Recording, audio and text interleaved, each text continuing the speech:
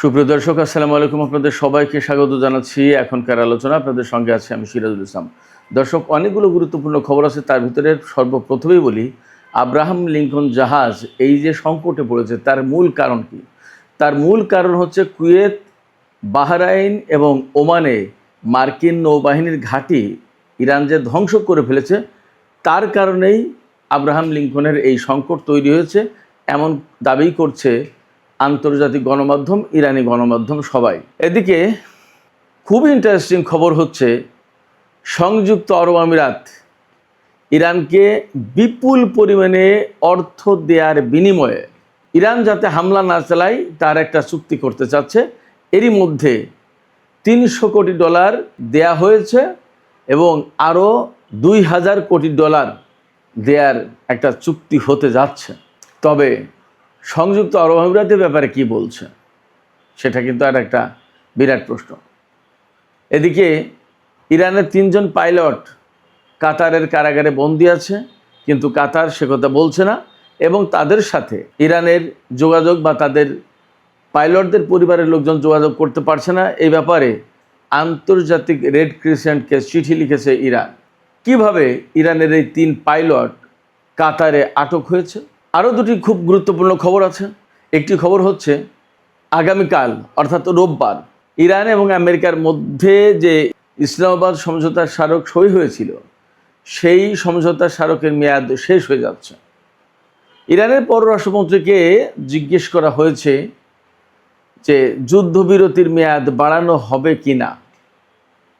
খুব চমৎকার একটা বুদ্ধিদীপ্ত উত্তর তিনি দিয়েছেন। ইরানের পররাষ্ট্রমন্ত্রী কি বলেছেন আপনারা শুনলে অবাক হবেন এবং তার থেকে ভিন্ন ইঙ্গিতও মিলবে। এদিকে ইসরায়েলের প্রধানমন্ত্রী বেনিয়ামিন নেতানিয়াহু ব্রিটেনকে যে প্রথম পরমাণু শক্তিধর ইসলামী প্রজাতন্ত্র বলে কটাক্ষ করেছিল, সে ব্যাপারে ব্রিটেন কিন্তু রাষ্ট্রীয়ভাবে বক্তব্য দিয়েছে। আপনারা ভাবুন তো কি বলতে পারে ব্রিটেন। সুপ্রিয় দর্শক, এই যে বিষয়গুলো বললাম, এই বিষয়গুলো নিয়েই মূলত আজকের ভিডিওতে কথা বলবো। আশা করি ভালো লাগবে আলোচনা, আর ভালো যদি লাগে আলোচনা তাহলে আপনারা লাইক, কমেন্ট, শেয়ার করবেন এবং চ্যানেলটি সাবস্ক্রাইব করে সাথেই থাকবেন। দর্শক, চলুন বিস্তারিত আলোচনা করি।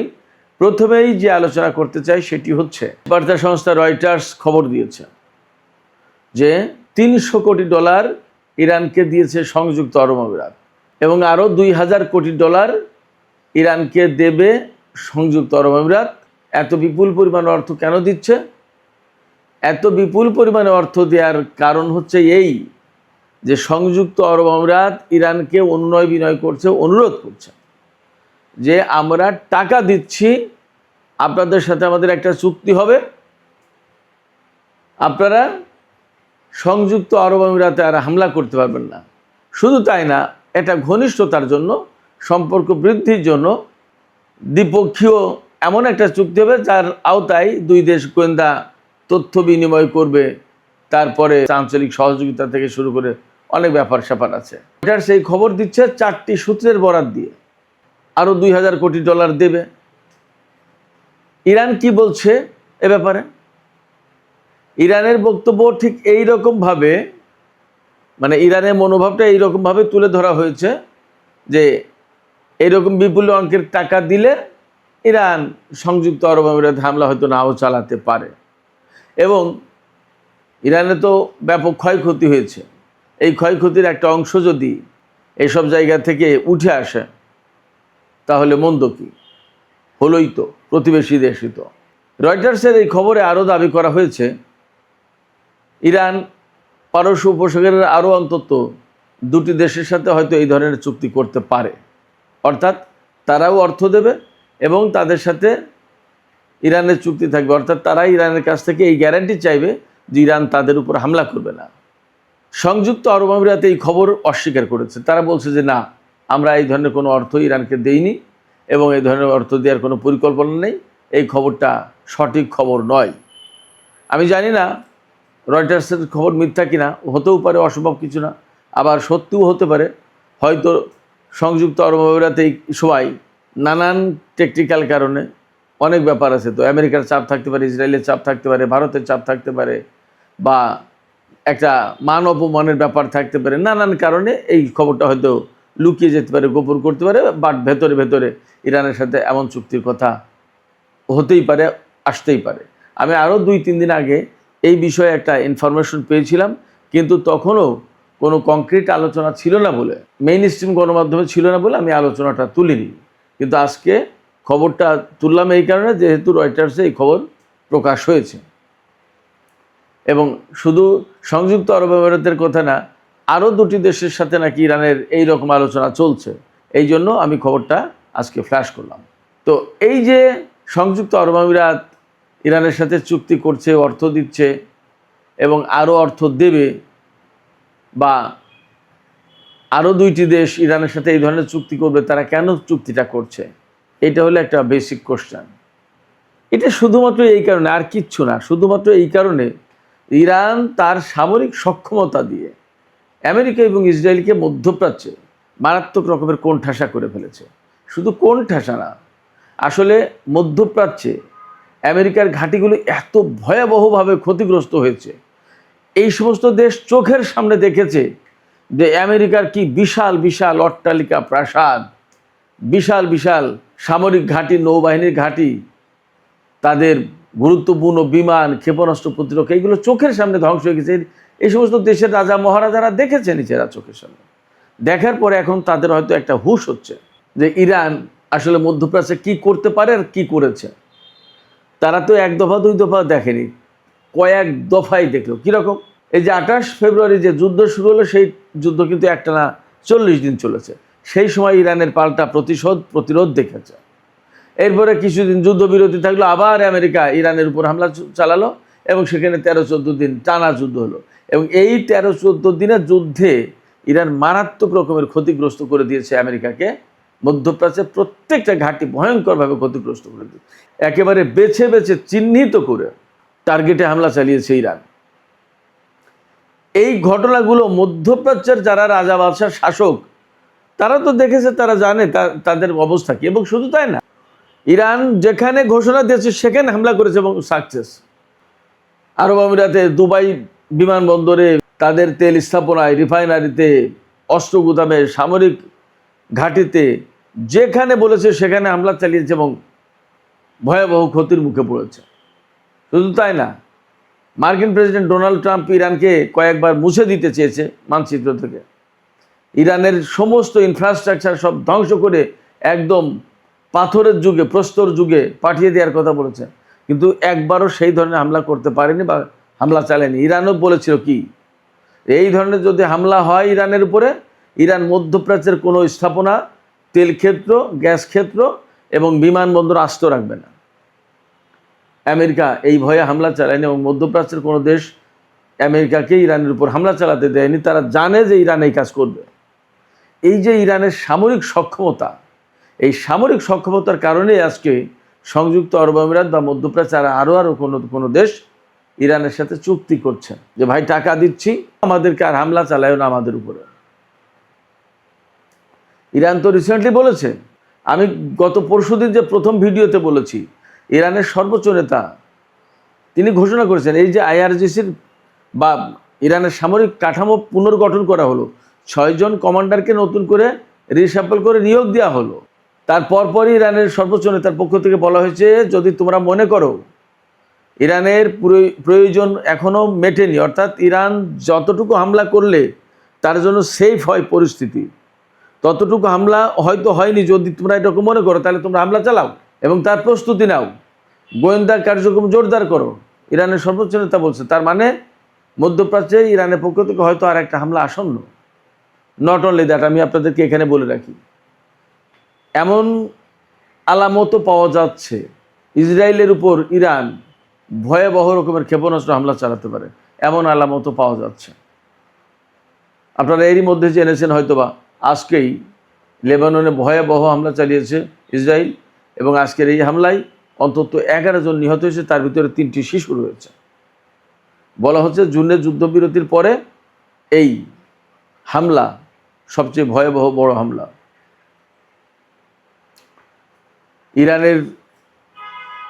ইরানের যে যুদ্ধবিরতির শর্ত ছিল তার ভিতরে 1 নম্বর ছিল যে লেবাননে হামলা বন্ধ করতে হবে।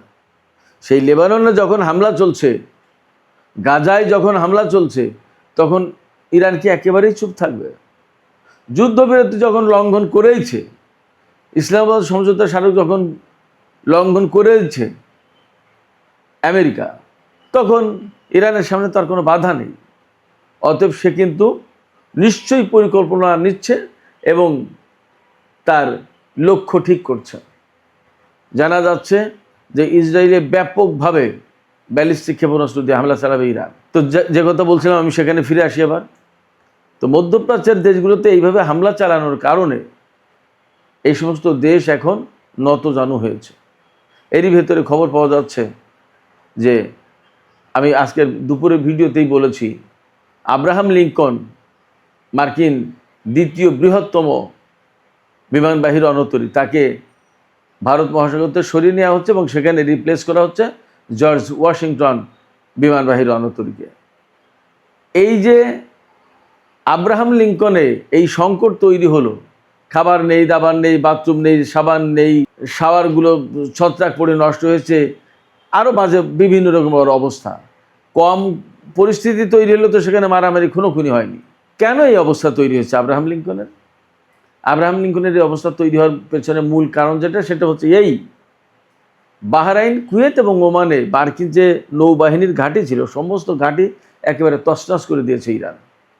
এবং আপনারা জানেন যে বাহরাইনে ৫ম নৌবহরের ঘাঁটি ছিল, সেই ঘাঁটি একদম যুদ্ধের প্রথম দিন থেকেই হামলার মুখে এবং শেষ পর্যন্ত সবসময় বাহরাইনে হামলা চালিয়েছে ইরান।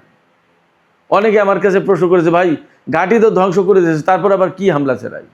ভাই, একটা ঘাঁটিতে তো আর একটা দুটো বিল্ডিং থাকে না, বহু বিল্ডিং থাকে, বহু কিছু থাকে, সব তো আর একসাথে শেষ হয়ে যায় না। অনেক কিছু তো লোহা লকড়ের অনেক ব্যাপার স্যাপার আছে। সে আবার যুদ্ধবিরতি গেছে মাঝে, অনেকগুলো ঠিকঠাক করার চেষ্টা করেছে, অনেক কিছু।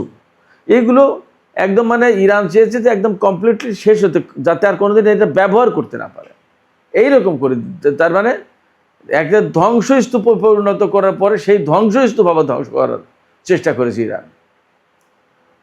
এই রকমের মার্কিন নৌবাহিনীর ঘাঁটিগুলোতে হামলার পরে এই সমস্ত জায়গা থেকে লজিস্টিক সাপোর্ট, খাদ্য, খাবার, এই সমস্ত কোনো কিছু আর যেতে পারেনি। এই যে আব্রাহাম লিঙ্কনের যে সমস্ত নাবিকরা, সেই নাবিকরা কয়েক মাস ধরে নাকি দুধের মুখ চোখে দেখে না, অর্থাৎ দুধ খেতে পারেনি। ভাবতে পারেন, সামরিক বাহিনীর লোকজন দুধ পায়নি। এইরকম পরিস্থিতি তৈরি হচ্ছে। এখান থেকে প্রত্যাহারও করতে পারছে না, আবার এই সমস্ত যোগানও দিতে পারছে না। এখন মার্কিন বাহিনীর যা পরিস্থিতি, আমি আপনাদেরকে জানাই, দিয়েগো গার্সিয়া যে সামরিক ঘাঁটি ভারত মহাসাগরে, এই দিয়েগো গার্সিয়া ঘাঁটি থেকে মার্কিন বাহিনীকে এখন লজিস্টিক সাপোর্ট দিতে হবে। ওমান উপকূল থেকে ৩,৫০০ থেকে ৩,৮০০ কিলোমিটার দূরত্বের পথ, একদম খুব সহজ ব্যাপার না, সেখান থেকে নিতে হবে। সেটা হচ্ছে ব্রিটিশ ঘাঁটি। ইরান ব্রিটেনকে বলে রেখেছে, আমেরিকাকে ঘাঁটি মাটি কোনো কিছু দিয়ে সাহায্য সহযোগিতা করলে কিন্তু তারাও টার্গেট হবে। এটা একটা জটিলতা আমেরিকার জন্য। হয়তো পাবে, সেখান থেকে লজিস্টিক সাপোর্ট পাবে, বাট হর হামেশা ওমান থেকে, কাতার থেকে, কুয়েত থেকে, বাহরাইন থেকে যেভাবে পেত, এখন আর সেই যুগ শেষ। শুধু তাই না, এরা তো হরমুজ প্রণালী দিয়ে পারস্য উপসাগরে ঢুকতেই পারছে না। যুদ্ধ শুরুর দিন থেকে মার্কিন বাহিনীর যুদ্ধ জাহাজ আর হরমুজ প্রণালী দিয়ে ঢুকতে পারেনি, একদম বন্ধ। আর ইরান যখন হরমুজ প্রণালীকে কন্ট্রোল করা শুরু করেছে, তখন থেকে তো একেবারেই ক্লোজ। সেক্ষেত্রে আমেরিকা ইরানের সাথে যুদ্ধ করতে এসে এই রকমের একটা ভয়াবহ কঠিন পরিস্থিতির মুখে পড়বে, এটা কল্পনাও করতে পারেনি কেউ না। আইআরজিসির প্রধান আজকে তার সেনা সদস্যদের উদ্দেশ্যে লেখা চিঠিতে বলেছেন যে আপনারা বিশ্বের সবচেয়ে বেশি অস্ত্রধারী সামরিক বাহিনীকে নতজানু করতে সক্ষম হয়েছেন। আমেরিকা নতজানু হতে, হাঁটু গেড়ে বসতে বাধ্য হয়েছে। বিরাট ব্যাপার। যাই হোক, আমি আর একটা প্রসঙ্গে কথা বলছিলাম শুরুতেই। কাতারে ইরানের ৩ জন পাইলট আটক আছে। কিভাবে কাতারে ৩ পাইলট আটক হলো? যুদ্ধ শুরু হয়েছিল ২৮ ফেব্রুয়ারি। মার্চের ১ তারিখে কুয়েতে হামলা চালিয়েছিল ইরানের বিমান বাহিনী। মার্চের 2 তারিখে কাতারে হামলা চালিয়েছিল ইরানের বিমান বাহিনী, দুটো SU-24 বোমারু বিমান নিয়ে। SU-24 বেশ ভালো বোমারু বিমান, একসময় খুব ভালো কার্যকর ছিল, এখন মডেল পুরনো হয়ে গেছে, বাট বোমারু বিমান হিসেবে বেশ ভালো বিমান। SU-24 এই মডেলের দুটো রাশিয়ান বিমান, রাশিয়া থেকে পাওয়া ইরানের বিমান। এই দুটো বিমান নিয়েই ইরানের 4 জন পাইলট কাতারে মার্কিন বাহিনীর বিরুদ্ধে অভিযান চালায় এবং পারস্য উপসাগর দিয়ে উড়ে গিয়ে কাতারে খুব ভালোভাবে অভিযান চালিয়েছিল, খুব ভালোভাবে। অর্থাৎ মার্কিন বাহিনীর তাদের যে টার্গেট ছিল সেই টার্গেটগুলোতে হামলা চালাতে সক্ষম হয়েছিল ঠিকঠাক মতো। হামলা চালিয়ে ফিরে আসার পথে বলা হচ্ছে কাতারের সামরিক বাহিনীর প্রতিরক্ষা বিমান, আকাশ প্রতিরক্ষা ব্যবস্থা দিয়ে বিমান দুটোতে আঘাত করা হয় এবং দুটি বিমানই বিধ্বস্ত হয় এবং 1 জন পাইলট নিহত হন আর 3 জন পাইলটকে কাতার আটক করেছে। এর আগে বলা হয়েছিল এই সমস্ত পাইলট সব মারা গেছে, 1 জন পাইলটের লাশ ইরানে গেছে আর 3 জন পাইলটের লাশ দেয়নি। কিন্তু এখন খবর জানা যাচ্ছে যে এই 3 পাইলট কাতারের কারাগারে আটক আছে, কাতার ইরানকে দেয়নি। আমি নিশ্চিত কাতারের সাথে ইরানের যে সম্পর্ক তাতে দিয়ে দেওয়ার কথা, এখানে আমেরিকায় হয়তো বাধা দিচ্ছে, যার কারণে কাতার হয়তো ইরানের কাছে হ্যান্ড ওভার করতে পারছে না 3 পাইলটকে।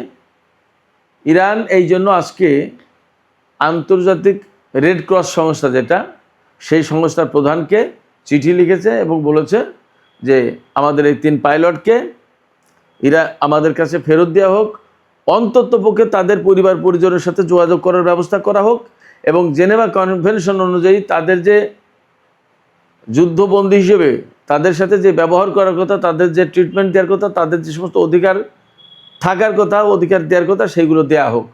কিন্তু সেগুলো দেয়া হচ্ছে না। এমনকি তারা যদি মারাত্মক রকমের আহত হয়ে থাকে তাহলে তাদের চিকিৎসার জন্য প্রয়োজনে আমাদের কাছে হস্তান্তর করা হোক। এগুলো কিন্তু হতেই পারে, দেখা যাক এখন কি হয়। বাট ইরানের 3 পাইলট কাতারে আটক আছে এবং তারা জীবিত আছে, এতটুকু জানা গেল, বোঝা গেল। আজ না হোক কাল, কাল না হোক পরশু তারা হয়তো মুক্তি পাবে। সুপ্রিয় দর্শক, আলোচনা শেষের পর্যায়ে, এখন দুটো ছোট ছোট বিষয় নিয়ে আলোচনা করে শেষ করব। একটা হচ্ছে আব্বাস আরাকচিকে জিজ্ঞেস করা হয়েছে, সাংবাদিকরা জিজ্ঞেস করেছে যে ইসলামাবাদ সমঝোতার স্মারক সই হয়েছিল 17 জুন, এখন এর মেয়াদ তো শেষ হয়ে যাবে রোববার 16 আগস্ট, 60 দিনের মেয়াদ ছিল, এখন কি যুদ্ধবিরতির মেয়াদ বাড়াবেন? তখন আসলে আব্বাস আরাকচি খুব জিনিয়াস, টপ ডিপ্লোম্যাট ইরানের, তিনি বলেছেন যে এই যে ইসলামাবাদ সমঝোতার স্মারক, এতে তো যুদ্ধবিরতির কথা নেই, এতে ছিল যুদ্ধ অবসানের কথা। এই সমঝোতার স্মারক সই করার মধ্য দিয়ে যুদ্ধের অবসান অর্থাৎ যুদ্ধের সমাপ্তি ঘোষণা করা হয়েছে। তা যুদ্ধের সমাপ্তি যখন ঘোষণা করা হয় তখন তার মেয়াদ বাড়ানোর সুযোগ থাকে কোথায়? এ তো যুদ্ধবিরতি ছিল না যে আমরা মেয়াদ বাড়াবো, এটা যুদ্ধের অবসান ঘটানোর কথা ছিল। যুদ্ধের অবসান ঘটানোর কথা বলে আমেরিকা আবার যুদ্ধ শুরু করেছে, তার মানে তারা এই সমঝোতা স্মারক লঙ্ঘন করেছে। এখন তাদেরকে যুদ্ধবিরতি না, যুদ্ধ অবসান ঘটাতে হবে এবং এই সমঝোতা আবার ফিরে আসতে হবে। এটাই হলো পথ, যুদ্ধবিরতির মেয়াদ বাড়ানোর কোনো সুযোগ নেই, পথ নেই। ব্যাপারটা যদি তাই হয় তাহলে কিন্তু এখানে একটা ভালো ইঙ্গিত আছে। তার মানে হচ্ছে ইরান যুদ্ধবিরতি চায় না, যুদ্ধবিরতি আর বাড়াবে না। এর মানে হচ্ছে ইরান যে কোনো সময় মধ্যপ্রাচ্যে মার্কিন বাহিনীর উপর হামলা চালাতে পারে, এমনকি ইসরায়েলের উপর হামলা চালাতে পারে। আমি যে কথা একটু আগে বলেছি, ইরান ভেতরে ভেতরে এরকম প্রস্তুতি নিচ্ছে বলা হচ্ছে এবং ইরানের সর্বোচ্চ নেতা তো বলেছেনই যে তোমাদের যদি প্রয়োজন না মিটে থাকে তাহলে আবার হামলার জন্য প্রস্তুতি নাও, হামলা চালাও। সামরিক বাহিনীকে স্বাধীনতা দিয়েছেন ইরানের সর্বোচ্চ নেতা। অতএব মনে করা হচ্ছে, ধারণা করা হচ্ছে মধ্যপ্রাচ্যে বড় রকমের অভিযান চালাতে পারে ইরান। এদিকে ইসরায়েলের প্রধানমন্ত্রী বেনিয়ামিন নেতানিয়াহু গতকাল ব্রিটেনকে যে প্রথম পরমাণু শক্তিধর ইসলামী প্রজাতন্ত্র বলে কটাক্ষ করেছিলেন, ব্যঙ্গ করেছিলেন, তার জবাব দিয়েছে ব্রিটিশ সরকার। তারা বলেছে নেতানিয়াহুর এই বক্তব্য কোনোভাবেই গ্রহণযোগ্য হতে পারে না। এই বিষয়টা আনুষ্ঠানিকভাবে ইসরায়েল সরকারের কাছে তুলেছে তারা। নেতানিয়াহুর এই বক্তব্যের ভেতর দিয়ে মোটামুটিভাবে ধারণা করা হচ্ছে যে ব্রিটেনের সাথে ইসরায়েলের সম্পর্কের খানিকটা অবনতি ঘটল। একথা ঠিক যে আরও 10 বছর আগে ব্রিটেনের সাথে ইসরায়েলের যে সম্পর্ক ছিল, আজকের দিনে কিন্তু ব্রিটেনের সাথে ইসরায়েলের সেই রকম সম্পর্ক নেই, চেঞ্জ হচ্ছে এবং আরও অনেক বেশি চেঞ্জ হবে এটা বলা যাচ্ছে।